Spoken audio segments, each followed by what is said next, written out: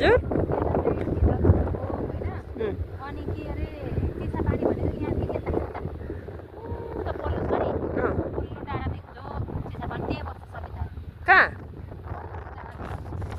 ए पल्लो भनेको पल्लो कुहिरो लागेको कति लाग्छ भनेर यहाँ आउनु यहाँ आउनलाई 2टा गाडी ए नजिकै रहेछ नि अनि यताबाट घुमेर जान्छ नि त फेरि यताबाट हो यता जान्छ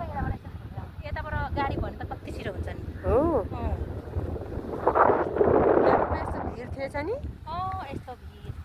पारी पारी माथिको डाँडा देखेन त्यत्रो भिड थियो यस्तो बनाएको यो पारेर पल्लो भिडदेखि उयो माथि के माथिको डाँडा उयो यो 2000 माथिको डाँडा के कति खर्च भयो होला है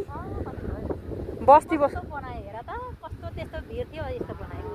कस्तो हवाइलो कस्तो आनन्द रहेछ यो ठाउँहरू के भन्छ यसलाई गोलढुङ्गै भन्छ गोलढुङ्गै भ्यू टावर माथि माथिको भ्यू टावर माथिको माथिल्लो भ्यू टावर यो रहेछ है राम्रो मान्छेहरू कति घुम्न आउँछ त्यहाँ है कति टाढो लाग्छ हामीबाट जाँदा 1 घन्टामा पुगिन्छ हिँडेर हिँडेर ल त्यस्तो हो आशा अनि उको